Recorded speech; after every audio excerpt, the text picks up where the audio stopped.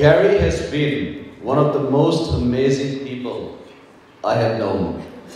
26 years back, when I was a student at the University of Chicago, I decided to take a course with him because he was a good professor and because he was expected one day to win the Nobel Prize. But I made a mistake by picking a PhD level class. I quickly dropped out because it was too rigorous for me, and I regret not picking a less advanced course with him.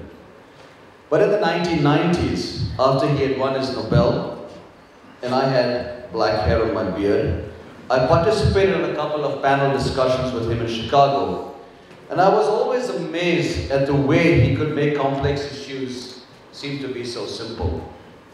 That was the greatness of the man. He won the Nobel Prize in 1992 for having extended the domain of microeconomic analysis to a wide range of human behavior and interaction, including non-market behavior. My biggest learning from Gary Becker was the role of incentives. And I talk about this a lot when I speak at the Freedom Caravan and I-Policy programs of the Center for Civil Society.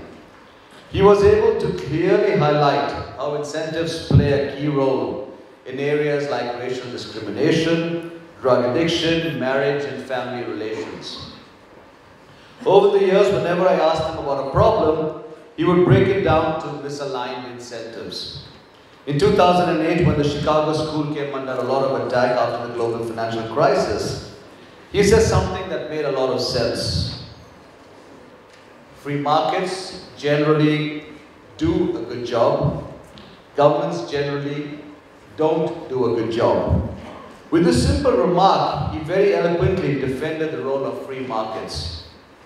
I tried many times to get him to return to India, but his wife Kitty always said he was too frail to make that trip. In 2010, I asked him to sign a copy of Uncommon Sense, a collection of entries from the famous Becker-Posner blog. This is what he wrote. To Louis Miranda, with great appreciation for what you are doing in India, Gary Becker.